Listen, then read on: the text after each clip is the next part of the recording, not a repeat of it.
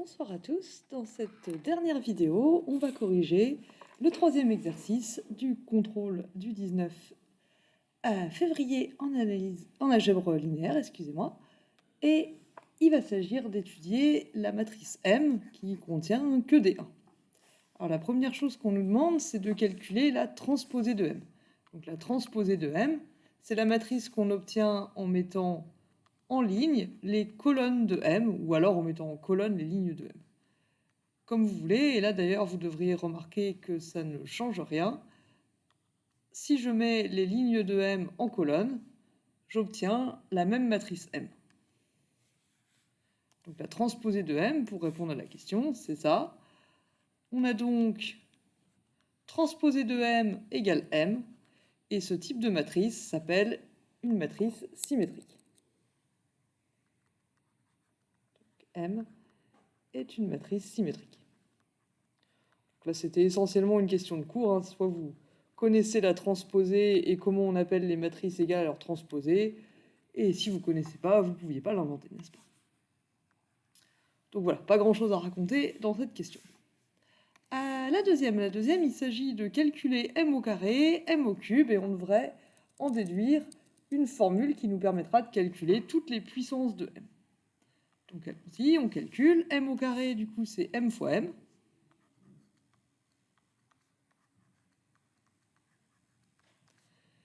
C'est donc la matrice qui ne contient que des 1 multipliés par elle-même. Alors, qu'est-ce qui se passe si on fait ça? Alors, on va obtenir une matrice toujours de taille 3 x 3. Et sur la première colonne, première ligne, on va avoir le produit de la première ligne de A de M avec la première colonne de M, ce qui nous fait 1 plus 1 plus 1, ça fait 3. Hop là, qu'est-ce que j'ai fait?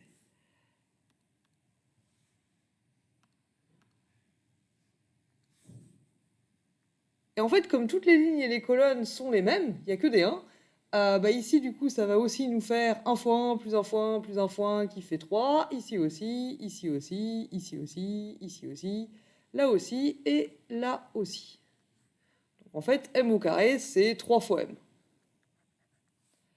Maintenant, m au cube, du coup, c'est m au carré fois m. C'est donc une matrice qui contient que des 3 multipliée par une matrice qui ne contient que des 1. Alors, qu'est-ce qui se passe si on fait ça? On obtient... On va avoir 1 fois 3 plus 1 fois 3 plus 1 fois 3, donc 3 fois 3, qui va faire 9. En premier coefficient, pareil pour le deuxième, pareil pour le troisième. À chaque fois, en fait, on va multiplier une colonne qui est un 1, 1, 1 avec une ligne qui est un 3, 3, 3. Ça nous fera toujours 3 plus 3 plus 3, qui fera toujours 9. Donc m au cube, c'est 9 fois m. À ce stade, on pourrait avoir l'impression que si je remultiplie m au cube par m, ça va me faire 9 plus 9 plus 9, ça va faire 3 fois 9, ça va faire 27, et qu'à la fin, j'aurai 27 fois m, et ainsi de suite. Donc, on a l'impression que les coefficients de m puissance n, ça va être des puissances de n. Alors on pourrait croire que m puissance n, c'est la matrice avec que des 3 puissance n, sauf que ça ne marche pas parce que m au carré, c'est là où il y a 3 puissance 1, m au cube, c'est là où il y a 3 au carré. Donc en fait, ce serait la matrice qui ne contient que des 3 puissance n-1. En tout cas, c'est ce qu'on a l'air d'obtenir jusqu'ici. Donc là, avec ce qu'on vient d'observer et la manière, ce qui se passe en fait quand on fait le produit, on a l'impression que à chaque nouvelle itération, on va multiplier par 3. Donc à m, on est à 3 puissance 0. Quand à m puissance 1, on a des 3 puissance 0 partout. À m au carré, on a des 3 puissance 1. À m au cube, on a des 3 puissance 2. Donc notre conjecture, ça serait que m puissance n, ça a l'air d'être une matrice qui contient que des 3 puissance n-1. Ce qu'on peut aussi écrire 3 puissance n-1 fois n. Alors, il ne suffit pas de le constater, il faut le montrer par récurrence. Donc, montrons par récurrence la propriété que je vais appeler P de n.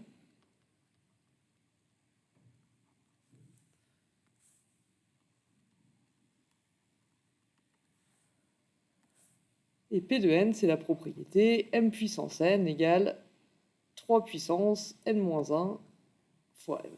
Pour le dire autrement, m puissance n, c'est la matrice qui contient que des 3 puissance n-1.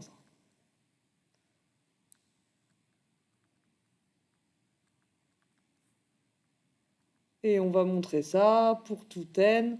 Alors il faut quand même que n-1 soit positif. Parce qu'on voit en fait qu'à n puissance 0, la formule ne fonctionne pas. Sinon on n'aurait que des 3 puissance moins 1, donc que des 1 tiers, et m puissance 0, ça fait identité. Donc montrons par récurrence que P de n est vérifié pour tout n supérieur ou égal à 1.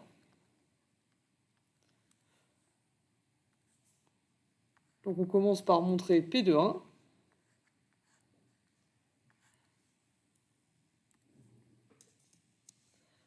Donc P de 1, on calcule m puissance 1, c'est-à-dire m, c'est la matrice qui contient que des 1.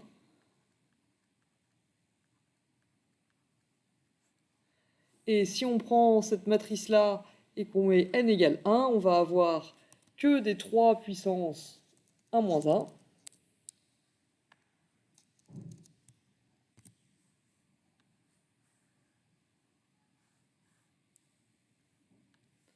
Et 3 puissance 1 moins 1, ça fait 3 puissance 0, ça fait 1.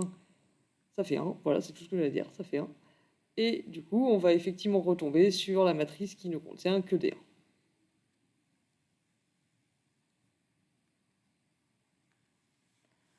Là, on va avoir à chaque fois 1 moins 1, 1 moins 1, 1 moins 1, 1 moins 1, 1 moins 1, 1 moins 1, 1 moins 1 et 1 moins 1. Donc que des 3 puissance 0.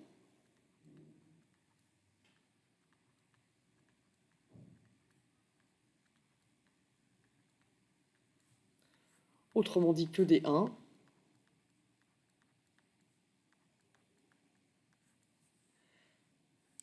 Et donc on a bien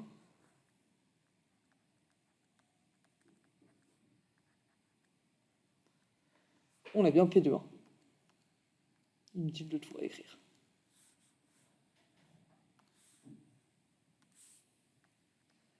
Maintenant, pour le pas de récurrence, on suppose que P de n est vrai et on montre que P de n implique P de n plus 1.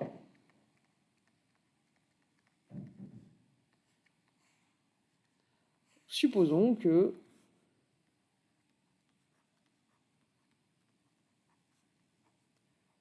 m puissance n, c'est la matrice qui contient que des 3 puissance n-1.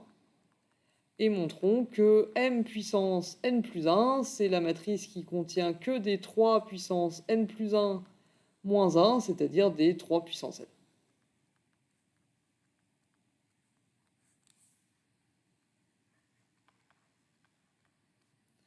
Alors, si c'est le cas, m puissance n plus 1, du coup, c'est égal à m fois m puissance n. Donc, c'est égal à cette matrice-là fois la matrice qui ne contient que des 1.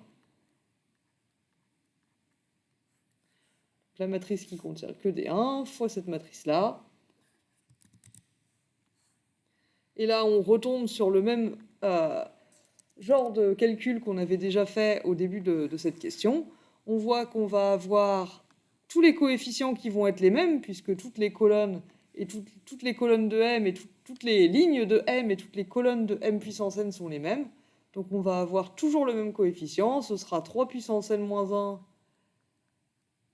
fois 3. Enfin, 3 puissance n-1 plus 3 puissance n-1 plus 3 puissance n-1. Donc 3 fois 3 puissance n-1.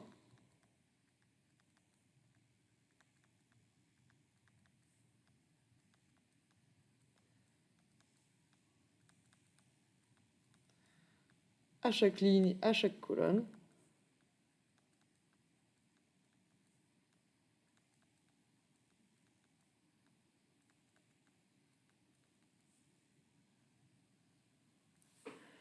Ce qui nous refait bien une matrice qui contient que des 3 puissance n.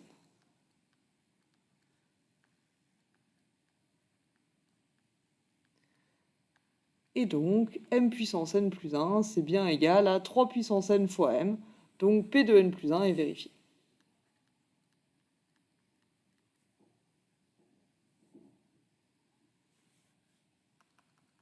si P de n est vrai, alors P de n plus 1 est vrai. C'est ça qu'on a montré.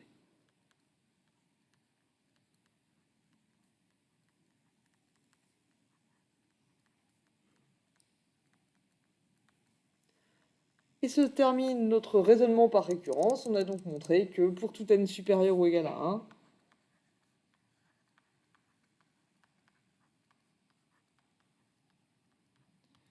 m à la puissance n, c'est 3 puissance n-1 fois n. Et ça, c'est une formule qui nous permet de calculer immédiatement les puissances de m. Certains d'entre vous m'ont écrit m puissance n, ils montreront par récurrence que m puissance n, c'est 3 fois m puissance n-1. Alors c'est vrai aussi, mais le problème de cette formule, c'est qu'elle ne nous donne pas m puissance n, en fait, parce que du coup, pour connaître m puissance n, il faut connaître m puissance n-1, et ça... Bah ça, du coup, on l'a déjà aussi avec la définition, donc ça ne nous aide pas tellement. Là, ce qu'on voulait, c'était une formule qui me permette de savoir, sans avoir à calculer... Par exemple, là, l'idée était d'obtenir une formule qui permette d'obtenir m puissance 57 sans avoir à calculer m puissance 56, m puissance 55, et ainsi de suite. Donc, voilà pour cette récurrence. Maintenant, montrons que m-2 identité est inversible et calculons son inverse. Alors, allons-y. Déjà, il faut qu'on sache qui c'est m-2 identité. M-2 identité, du coup, c'est la matrice 1, 1, 1, 1, 1, 1, 1, 1, et je soustrais 2 fois identité, c'est-à-dire la matrice avec des zéros partout, sauf sur la diagonale où on a des 2. Et si je soustrais ces deux matrices, il me reste moins 1, 1, 1, 1, moins 1, 1, 1, 1, moins 1, et il s'agit de calculer l'inverse de cette matrice. Eh bien, allons-y, on va utiliser l'algorithme du pivot de Gauss, puisque c'est une matrice de taille 3, et que je ne vous ai donc pas appris à faire autrement pour le moment. Méthode de Gauss. Vous vous rappelez, la méthode de Gauss, on prend la matrice qu'on doit inverser, on recopie ses coefficients, on trace une ligne, on recopie les coefficients de la matrice qu'on doit inverser, m-2 identité, à gauche de cette ligne. À droite, on va mettre la matrice identité, et on va faire des opérations du pivot de Gauss jusqu'à avoir obtenu identité à gauche, et ce qui sera apparu à droite, ce sera l'inverse de la matrice m-2 identité. Donc ici, on met la matrice moins 1, 1, 1, 1, moins 1, 1, 1, 1, moins 1, et ici la matrice 1, 0, 0, 0, 1, 0, 0, 0, 1.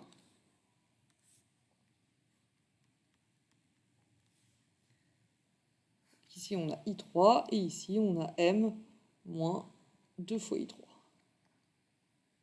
Alors, quelles opérations on va faire pour se ramener à identité sur la matrice de gauche? Déjà, on va éliminer le 1 qui est ici et le 1 qui est là, en faisant L2 devient L2 plus L1, L3 devient L3 plus L1. Donc exactement comme pour le pivot de Gauss, on utilise les lignes qui sont en haut pour modifier celles qui sont en dessous. On procède dans un premier temps en descendant. Si on fait ça, on obtient donc 0, 0, 2 sur la deuxième ligne et 0, 2, 0 sur la troisième ligne. On fait les mêmes opérations sur la matrice de droite, ce qui nous donne 1, 1, 0 et 1, 0, 1. Et là, on est embêté, on ne peut plus continuer parce qu'en théorie, il faudrait utiliser le coefficient qui est là pour éliminer celui qui est là. Et on ne peut pas parce que c'est un 0. Alors c'est pas grave, on va pouvoir échanger ces deux lignes et là on va se rendre compte qu'en fait la situation est beaucoup mieux qu'on croyait. Si j'échange les lignes L2 et L3, je tombe sur moins 1, 1, 1, 0, 2, 0, 0, 0, 2. Et là en fait je suis beaucoup plus proche que je croyais d'arriver à la matrice identité puisque en fait... voilà, pardon. Puisque en fait... À ce stade, il n'y a plus qu'à... Pour avoir les deux dernières lignes terminées, il suffit de les diviser toutes les deux par 2. Donc je vais commencer par faire ça. L2, je la divise par 2.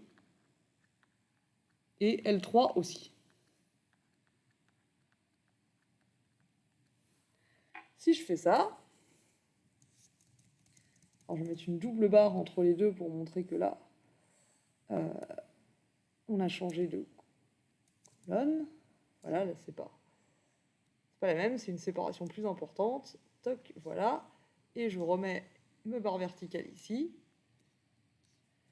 Et je suis arrivé, du coup, après avoir divisé L2 et L3 par 2, j'ai donc moins 1. Alors, si j'écris avec la règle, ça va pas marcher. Moins 1, 1, 1, 0, 1, 0 et 0, 0, 1.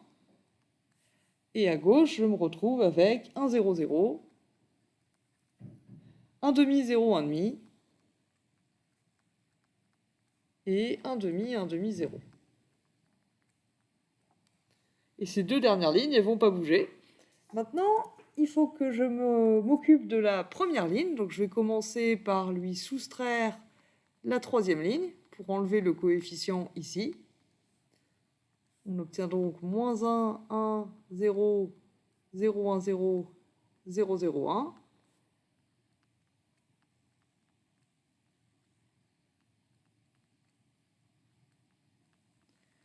Et du coup, maintenant, si je fais ça, je vais avoir en haut 1 demi à moins 1 demi et toujours 0. Et maintenant, je me débarrasse de ce coefficient-là en soustrayant L2, ce qui me laisse moins 1, 0, 0, 0, 1, 0, 0, 0, 1. Et là, j'ai donc toujours les deux dernières lignes qui n'ont pas bougé. 1 demi, 0, 1 demi. Et là, je vais avoir 0, moins 1 demi, moins 1 demi. Et la dernière étape, ça va donc être de multiplier la première ligne par moins 1 pour avoir vraiment la matrice identité à gauche. Et il me reste alors du coup la matrice identité, comme annoncé. Et à droite, j'ai maintenant l'inverse de m-2 identités. Et c'est une matrice avec des 1 demi partout, sauf la diagonale, qui est constituée de 0.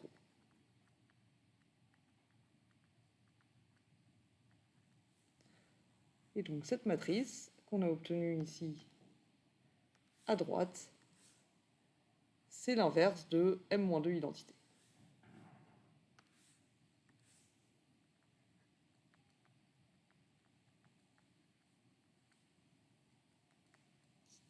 Comme on peut le vérifier. Vérification, ça ne peut pas faire de mal. Si on a le temps, ça peut avoir le coup de vérifier qu'on n'a pas fait d'erreur de calcul.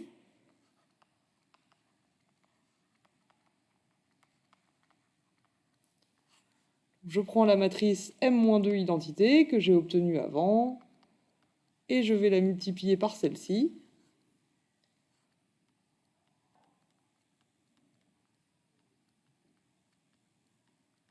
On aurait aussi pu mettre le 1 demi en facteur de la matrice pour se simplifier un peu la vie.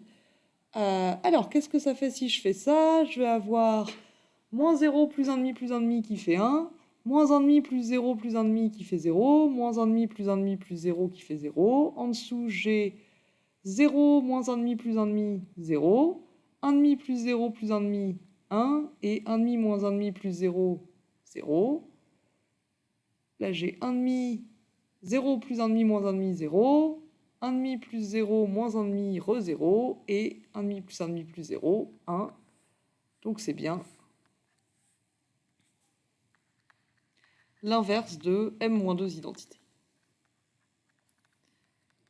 Ce qui termine la partie obligatoire du contrôle.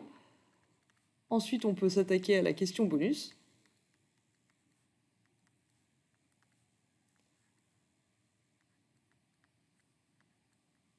Ah, excusez-moi, si je recopie n'importe quoi, ça va pas le faire. 0, 1, 1, 1, 0, 1, 1, 1, 0. Et c'est notre dernier mot, Jean-Pierre.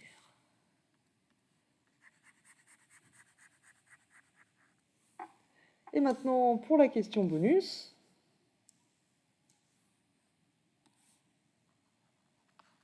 Donc la question bonus, il s'agissait de montrer que M fois M-3 identités, c'est la matrice nulle, et d'en déduire que M n'est pas inversible. Alors en fait, on a déjà fait M fois M-3 identités, parce que si vous regardez bien, M fois M-3 identités, c'est M carré moins 3M. On a calculé M carré et on a trouvé 3M. Donc effectivement, M carré moins 3M, ça va être la matrice nulle. Donc là, il n'y a pas vraiment besoin de refaire un produit de matrice. On a obtenu à la première question que M carré était égal à 3M. Donc M carré moins 3M, bah, c'est la matrice nulle. Et si je mets M en facteur, j'obtiens que M facteur de M moins 3 identités, c'est la matrice nulle. Donc attention, quand on factorise des matrices, on ne peut pas se retrouver avec M-3 ici, parce que M-3, ça ne veut rien dire, on ne peut pas soustraire un nombre à une matrice. Par contre, si on met M-3 identités, vous voyez que la factorisation ici fonctionne. Si je développe ici, j'ai bien M carré moins 3 fois M fois identité, et 3 fois M fois identité, c'est 3M. Donc ça, c'est bon. Maintenant, la vraie question, c'est pourquoi je peux en déduire que M n'est pas inversible. Et du coup, qu'est-ce qui se passerait si M était inversible?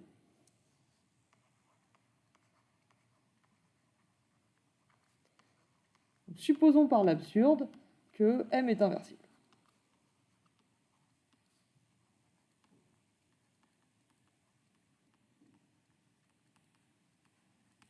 Alors on pourrait multiplier cette égalité par M-1,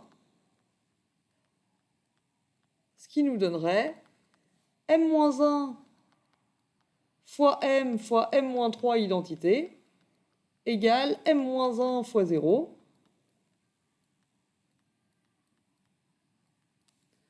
C'est-à-dire,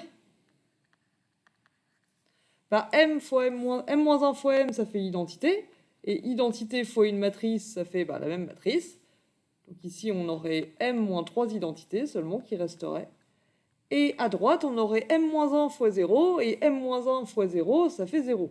Quelle que soit la matrice M-1, si vous la multipliez par la matrice nulle, ça va faire la matrice nulle. Et si M-3 identités, ça fait 0, c'est donc que M est égal à 3 identités.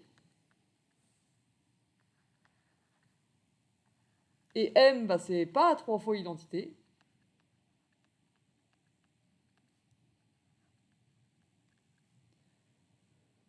Donc on aboutit à une contradiction, et donc M n'est pas inversible.